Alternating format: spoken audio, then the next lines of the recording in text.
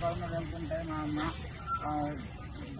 రాధాపూర్ అనే ఊరి గ్రామం దాటిన తర్వాత ఒక చెట్టు పొద్దుల్లో తీసుకెళ్ళి ఆటలో తీసుకెళ్ళి డాక్టర్స్ ఏమన్నా చెప్పారు తెలుసు డాక్టర్ మీ దగ్గరకు వచ్చిన డాక్టర్ ఏమన్నారు ఏం ట్రీట్మెంట్ తీసుకున్నారు అంటే ఇప్పుడు ఆపరేషన్ సర్జరీ చేస్తున్నాము ఇప్పుడైతే అయితే మీ దగ్గరకు వచ్చింది అవును సార్ పొద్దున వచ్చింది ఏం టెస్ట్ టెస్ట్ చేయలేదు సార్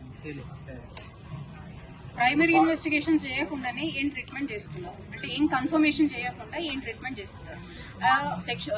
రేపు జరిగింది అని కొడుకు చెప్తున్నప్పటికీ దానికి సంబంధించిన ఇన్వెస్టిగేషన్స్ చేయకుండా ఎందుకు జాప్యం చేస్తున్నారు అంటే దీన్ని ఒక కమ్యూనల్ ఇష్యూగా చిత్రీకరించి దీన్ని క్లోజ్ చేద్దాం, ఎప్పట్లాగానే క్లోజ్ చేద్దాం అనే ఉద్దేశం వాళ్ళు ఉన్నారు. ఇది కమ్యూనల్ ఇష్యూ కాదు, దయచేసి దీంట్లో మతతత్వాన్ని తీసుకురాకండి. మేము మాట్లాడితేనేమో మతతత్వం అని అంటారు. మరి ఇప్పుడు ఏం జరుగుతున్నది? మతతత్వాన్ని దీన్ని చేయొద్దు. దీని మహిళకి జరిగిన అన్యాయంగానే చూడాల్సిందిగా మేము కోరుతున్నాము. భారతీయ జనతా పార్టీ మహిళా మోర్చా ఇప్పుడు సూపరింటెండెంట్ మాట్లాడినప్పుడు her condition stable, facial fractures ఉన్నాయి, అందుకని ఫేస్ గుర్తుపట్టరాకుండా ఉంది కాబట్టి ఇప్పుడు ప్లాస్టిక్ సర్జరీ చేస్తున్నారని చెప్పారు. కానీ ఇంకా ఇంటర్నల్ గా తనకి ఈ అత్యాచారం జరిగిందా అంటే ఇంతవరకు ఇప్పుడే అప్రూవల్ వచ్చింది మాకు ఇన్వెస్టిగేషన్స్ కి, సో చేస్తున్నాము అని చెప్తున్నారు. అంటే ఇంతవరకు అది చేయకుండా ఎందుకు జాప్యం చేస్తున్నారు అంటే ప్రభుత్వం ఎట్లా చెప్తే వీళ్ళంతా నడుస్తున్నారు. సో వెంటనే రేపు జరిగింది అనేది కన్ఫర్మ్ గా వాళ్ళ కొడుకు చెప్తున్నాడు, దానికి సంబంధించి పూర్తి ఇన్వెస్టిగేషన్ చేయాలి, అమ్మాయికి పూర్తి న్యాయం చేయాలి, అట్ ద సేమ్ టైం వాడికి ఉరి శిక్ష విధించాలి. అది మా డిమాండ్. ఏదైతే గిరిజన మహిళ నీలాబాయికి సంబంధించిన అసాల్ట్ మర్డర్ అటెంప్ట్ ఏదైతే జరిగిందో ఆమెని చూడడానికి ఈరోజు భారతీయ జనతా పార్టీ మహిళా మోర్చా ఇక్కడ గాంధీ హాస్పిటల్కి రావడం జరిగింది. ప్రస్తుతం సర్జరీ జరుగుతుంది.